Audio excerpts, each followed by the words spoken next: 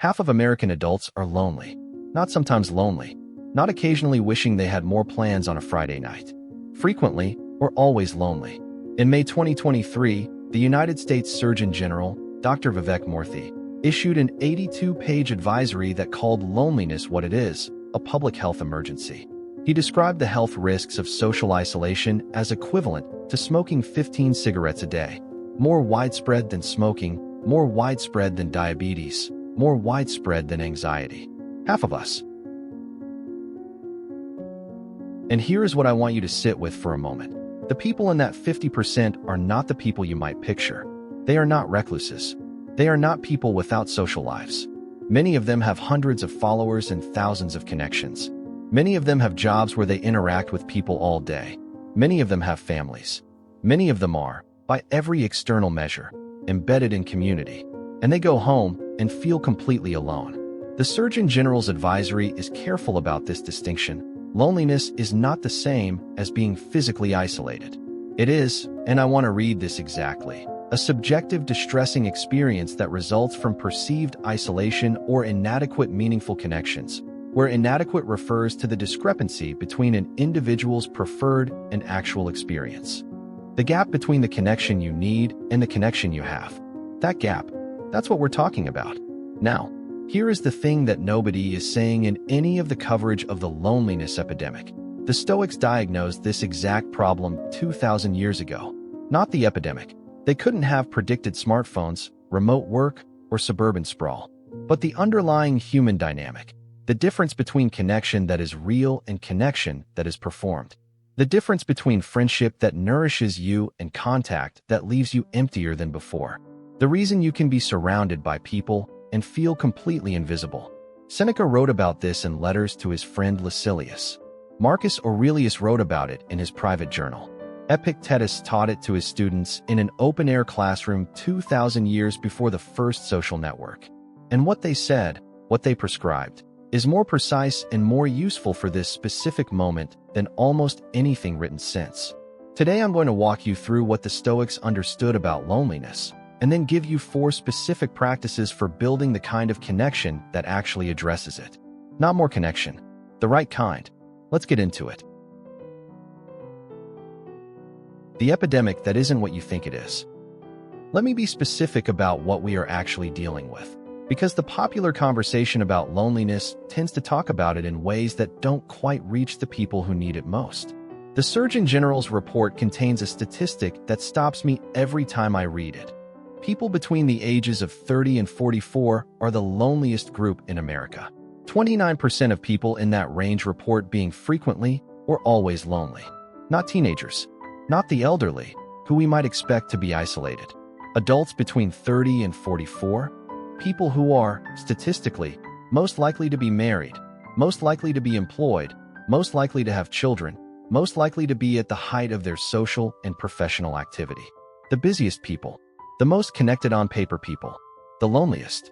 And when the researchers dug into what lonely people actually described, they found something that cuts through all the easy explanations. 65% of lonely people said they felt fundamentally separate or disconnected from others or the world. Not that they lacked friends. Not that they didn't go out enough. Fundamentally separate. A felt disconnection from the fabric of shared human life. 57% said they were unable to share their true selves with the people in their lives. That second number is the one that tells the whole story. They have people. They don't have people they can be real with. And here is where the modern environment makes this specifically worse in a way the Surgeon General's report names clearly. Social media use of 2 hours or more daily was associated with more than double the likelihood of feeling socially isolated compared to those who used it less than 30 minutes a day. We have built the most sophisticated connection technology in human history. We are measurably lonelier than before it existed, which means the problem is not the quantity of connection. The problem is the quality. And this is exactly, with a precision that is almost startling, what Seneca was writing about in 65 AD. Why the modern solution doesn't work. The standard advice for loneliness goes something like this. Put yourself out there more, join more groups, accept more invitations, be more social, get off your phone, show up. This advice is not wrong exactly. but it treats loneliness as a quantity problem, a deficit of social contact that can be addressed by adding more social contact. The research does not support this framing. The lonely people in the Surgeon General study were not, by and large, people who had no social contact. They were people whose social contact was not meeting the need that social contact is supposed to meet. There is a specific need that human connection exists to fulfill. The Stoics had a name for it. And when that need is not being met, when the connection you're having is not the connection that nourishes, adding more of the same kind of connection does not help. It sometimes makes it worse. Because every shallow interaction that fails to land is a reminder of the gap. The Stoic insight is not, connect more. It is, understand what connection actually is, and build that, deliberately, with intention, even if it means starting with less. That reframe is the entire framework. What 2,000 years of philosophy understood about being alone in a crowd. Seneca and the letters that crossed an empire. Lucius Annaeus Seneca, one of the three great Stoic philosophers, alongside Marcus Aurelius and Epictetus, wrote a series of letters to his friend Gaius Lucilius in the final 2 years of his life. He was in his late 60s, the final years of his life. He had been banished and recalled, served as advisor to Nero, accumulated and lost vast wealth. He was, in the late years of his life, withdrawing from public life in the way that a man does when he has seen enough of the world to know what matters and what does not. And what mattered, what he returned to again and again in these letters, was the question of how a human being actually connects with another human being. Not casually, not performatively, but really. He opens letter 3, the letter on true and false friendship, with an observation that reads like it was written this morning. He describes a man who calls someone his friend but then adds, in the very next sentence, a warning not to trust that person with sensitive information. Seneca's response, in other words, you have in the same letter affirmed and denied that he is your friend. He has used the word friend in the popular sense, the way we use it for everyone we know, the way social media has given us friends in the thousands. But he has not trusted him with anything real. The Stoics had a specific word for the real thing, Amicitia, from the Latin, true friendship, and they were precise about what it was and what it was not. Seneca on the difference. When friendship is settled, you must trust. Before friendship is formed, you must pass judgment. Those persons put last first and confound their duties, who judge a man after they have made him their friend, instead of making him their friend after they have judged him. 2 stages. Judgment first. Trust after. Not, at everyone. Keep your cards close. Not, be suspicious of everyone. Be deliberate about who you bring into the inner circle. Then, and this is the part that costs something, trust them fully. The modern version of our relationship with connection has collapsed these 2 stages into one undifferentiated category, the contact, the follower, the connection, the friend in quotes. We have everyone in the outer ring and no one in the inner one. Seneca saw this happening in Rome, where a wealthy man could be surrounded by clients and hangers-on, and people whose connection to him was entirely transactional, and he named it clearly. Hence, prosperous men are blockaded by troops of friends, but those who have failed stand amid vast loneliness, their friends fleeing from the very crisis, which is to test their worth.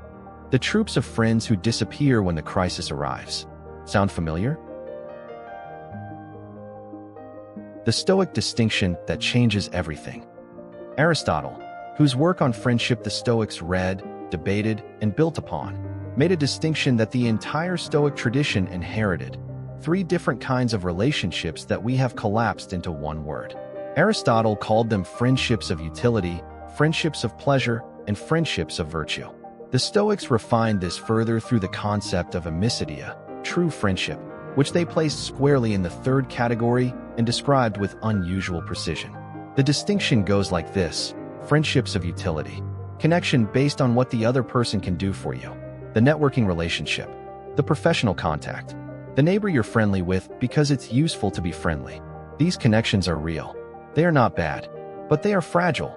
When the utility ends, the connection ends. Friendships of pleasure, connection based on enjoyment. The drinking buddy, the person you have fun with. The relationship that exists when the circumstances that made it enjoyable exist. Also real. Also not bad. Also fragile. When the shared pleasure disappears, when you move cities, when life's circumstances change, when the fun stops, the connection often disappears with it. Friendship's a virtue. Connection based on mutual recognition of character. You see something in them that you admire and want to be near. They see something in you. The relationship is not contingent on what they can do for you or on whether the circumstances are enjoyable. It is based on who you both are trying to become. This is Amicitia. This is what Seneca was writing about. And this is, specifically and precisely, what the 57% of lonely people who said they could not share their true selves with the people in their lives were missing. Not contact, not followers, not the first two kinds of philia, which they likely have in abundance. The third kind, the rarest kind, the one that requires the most, because it requires you to actually be seen. Seneca, I can show you many who have lacked, not a friend, but a friendship. Not a friend, a friendship. The distinction is everything. Marcus Aurelius and the community that doesn't require approval. Marcus Aurelius wrote about loneliness from a different angle, the angle of a man who, as emperor of Rome, was surrounded by people at all times and could never be certain how many of them saw him rather than his position. He writes in Meditations Book 6, though Marcus was writing about maintaining integrity under political pressure, the same principle maps precisely onto the question of authentic connection. Never esteem anything as of advantage to you that will make you break your word or lose your self-respect. In the context of connection, this translates as, never perform a version of yourself in order to be liked at the cost of being known. Because the approval you earn through performance is not the connection you are lonely for. It is a substitute, and every time you accept the substitute, you move further from the thing itself. Marcus understood that genuine community, the kind that addresses the specific ache that the Surgeon General's report is describing, requires a specific kind of courage, the courage to be seen as you actually are, rather than as you wish to appear. He writes, if it is not right, do not do it. If it is not true, do not say it. Applied to connection, if it is not real, do not perform it. The performed connection produces performed community, which is exactly what the lonely person surrounded by a crowd is experiencing. This is not Marcus being harsh. It is Marcus being precise about what actually helps. The antidote to loneliness is not more performance. It is less. It is the specific courage to drop the performance with at least one person and see if what remains can be the basis of something real. For practices for building the kind of connection that actually addresses loneliness, let me give you something operational, not affirmations, not just be more open. For specific practices drawn directly from the Stoic texts and from what we now understand about why loneliness persists even when connection is available. Practice 1. The Friendship Audit. How many people in your life can you be completely honest with? Seneca, Letter 3. But if you consider any man a friend whom you do not trust as you trust yourself, you are mightily mistaken and you do not sufficiently understand what true friendship means. The Friendship Audit begins with one honest count. Think of everyone you would call a friend, every person in your phone, every name you might say if asked, who are your people?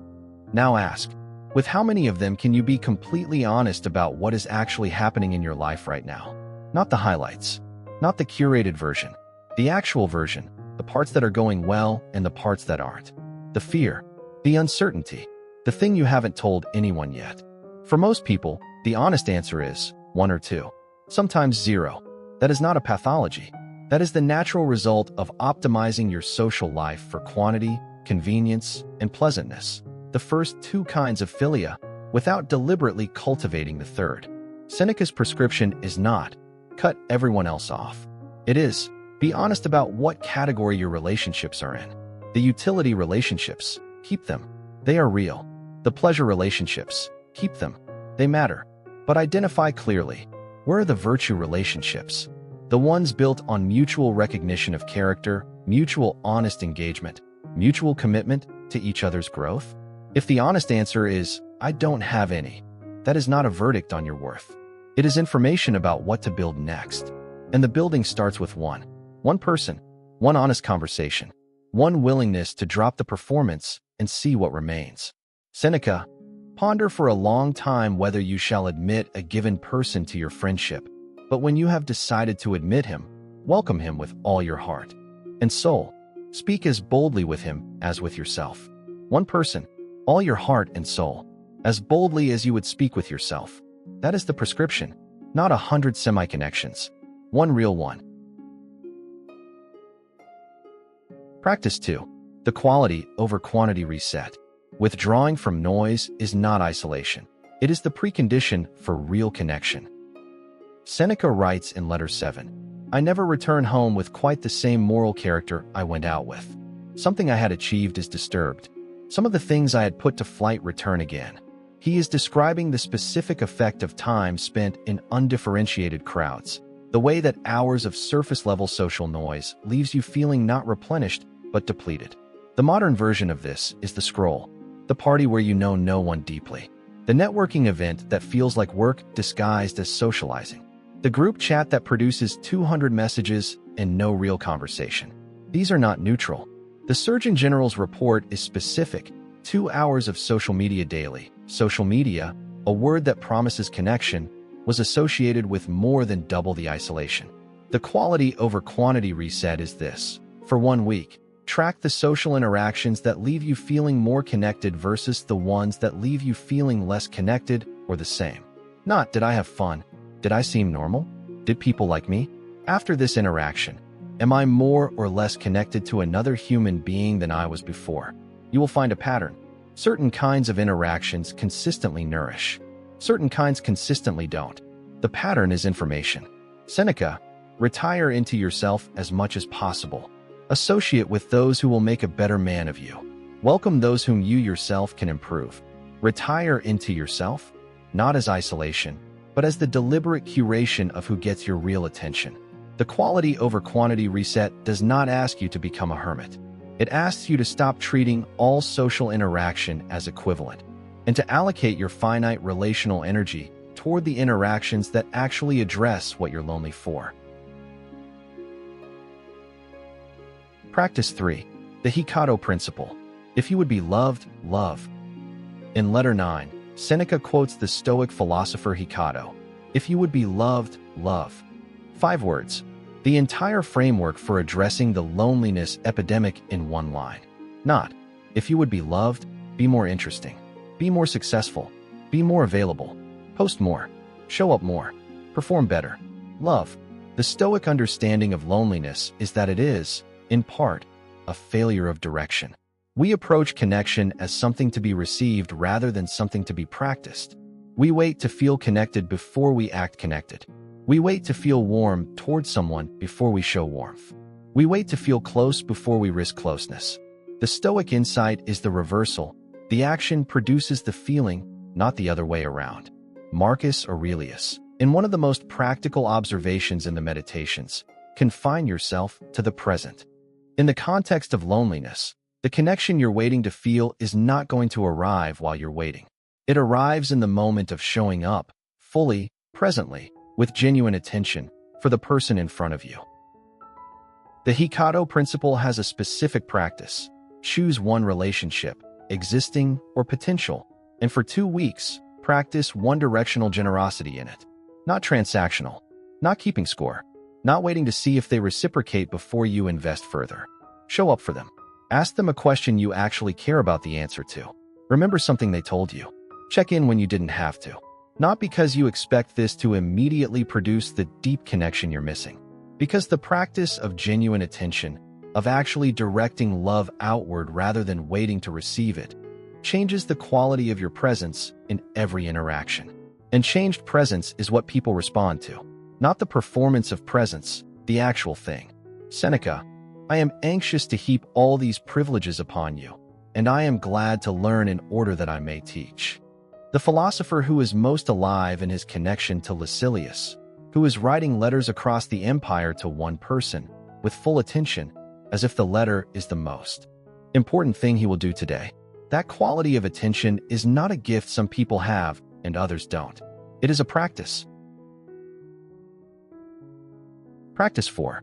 The Loneliness Reframe. Loneliness is not evidence that you are broken. It is information about what you need. This is the most important practice in the framework, and the one that must come last, because it only lands after the other three have been established. The Stoics had a specific view of difficult feelings that is completely different from both the modern therapeutic framing and the popular Stoicism misunderstood framing. The popular misunderstanding of Stoicism says, suppress your feelings, don't let them affect you, be strong enough to feel nothing. The actual Stoic position is almost the opposite. Feelings are information. They are signals from your rational faculty telling you something about the state of your life relative to what you value. Epictetus writes in the Enchiridion, men are disturbed not by things, but by the opinions about things. The Stoic insight applied to loneliness. The loneliness itself is not the problem. It is the opinion you have about the loneliness, specifically, the opinion that it means something is wrong with you, that produces the additional suffering. Loneliness is not a character flaw. It is not evidence of being unlovable, socially deficient, or broken. It is, as the Stoics would describe any difficult feeling, a signal. Specifically, it is the signal that the connection you have does not match the connection you need. That is information. Useful information. Information that points clearly toward what action is required. The Loneliness Reframe practice has 2 steps. Step 1. When you notice loneliness, that specific feeling of fundamental separation, of being in a room and not being truly seen. Name it as a signal rather than a verdict. Not, there is something wrong with me, but my life is telling me something about what it's missing. That shift, from verdict to signal, is the difference between the loneliness that compounds, because feeling broken makes you withdraw further from the very connection that would help, and the loneliness that becomes navigable, because a signal can be responded to. Step 2. Ask the signal what it is pointing toward. Not, what is wrong with me, but what kind of connection am I missing specifically? Is it depth, honesty, being truly known by someone, having someone who knows my actual life and not just the version I present? The specificity of the answer is the beginning of the action. Seneca, in a passage that reads like it was written for this exact moment. You must live for your neighbor if you would live for yourself. The Stoic move is not, repair yourself until you are ready to connect. It is, the repair is the connection. You do not fix yourself first and then seek community. You seek community, real community, philia virtue, amicitia, and the seeking is the fixing. The loneliness is telling you where to go, not as punishment, as navigation. Putting it together, the Amicitia Protocol. For practices, 1 system. Practice 1, the Friendship Audit. This week, honest count. With how many people can you be completely real? If the answer is 0 or 1, that is information, not a verdict. Identify 1 person who could become a virtue friendship. Begin there. Practice 2, the quality over quantity reset. 1 week of tracking. After each social interaction, more or less connected than before. Find the pattern. Allocate your relational energy accordingly. Practice 3, the Hecato Principle. 2 weeks of one-directional generosity. Choose 1 relationship. For 2 weeks, show up without keeping score. Ask the real question. Remember what they told you. Don't wait to feel close before acting close. Practice 4, the Loneliness Reframe. Ongoing. When loneliness arrives, signal, not verdict. What is it pointing toward? What kind of connection is missing specifically? Let the answer direct the action. Together, these 4 practices do what the Surgeon General's report says is needed, but through a specific, actionable philosophy rather than a policy recommendation. They address the gap between the connection you have and the connection you need, not by adding more contact, by building differently. Daily practice. This week, 1 thing only. This week, the Friendship Audit. Tonight, or tomorrow morning, take 10 minutes with a piece of paper. Write down every person you would call a friend. Don't filter. Anyone who comes to mind. Then ask for each name. If something genuinely difficult happened to me tonight, something I haven't told anyone yet, would I call this person? Not, would it be easy? Not, would it be convenient? Would I call them? Most people will have a list of 10 or 20 or 50 names. And maybe 2 or 3 of them pass the what I call test. That is not the list of people who are failures as friends. That is not evidence that your social life is broken. It is a map. It shows you where the virtue friendships are, the ones that exist, and it shows you the direction to build in. One of those 2 or 3 people, reach out to them this week. Not for a reason, not because you need something, just to say, I was thinking about you and I wanted to tell you something real. That is Seneca's instruction translated into 2026. When friendship is settled, you must trust. Before friendship is formed, you must pass judgment. But when you have decided to admit him, welcome him with all your heart and soul. All your heart and soul. One person, this week. I want to end with something Seneca wrote that I think is the most honest thing any philosopher has ever said about loneliness. He was old when he wrote it. He was in the last years of his life. He had been one of the most powerful men in Rome and had watched that power mean very little when what he wanted was to be known by someone who actually knew him. He wrote to Lucilius, I can show you many who have lacked, not a friend, but a friendship. Not a friend, a friendship. The person who is lonely is almost never a person who has no one. They are a person who has not yet built, or has lost, the specific thing that the word friendship is supposed to mean when you use it seriously. And here is what I want you to take from this video. The fact that you feel the gap, the fact that you know the difference between the crowded room where no one really sees you and the one conversation where you feel genuinely known, is not a sign that something is wrong with you. It is a sign that you are paying attention. The Surgeon General's report tells us that half of American adults are lonely. But what that report is also telling us, in every statistic, in every description of what lonely people actually say, is that human beings have an extraordinarily precise sense of what real connection feels like, and an extraordinarily acute ability to notice when it's absent. That precision is not a curse. It is a compass. The Stoics lived in a world that was, in its own ways, just as isolating as ours. Rome at its height was a city of 1 million people where a person could go an entire day without a single interaction that was not transactional. The wealthy man surrounded by clients who wanted something from him. The citizen moving through crowds of strangers. The philosopher trying to figure out how to live well in a world that was mostly indifferent to what living well actually meant. They did not solve loneliness. No philosophy solves loneliness. But they understood something about it that we are still catching up to, that the antidote to loneliness is not more contact. It is more honesty. One person, all your heart and soul, as boldly as you would speak with yourself. That is the entire prescription. And it starts today. I'll see you in the next one.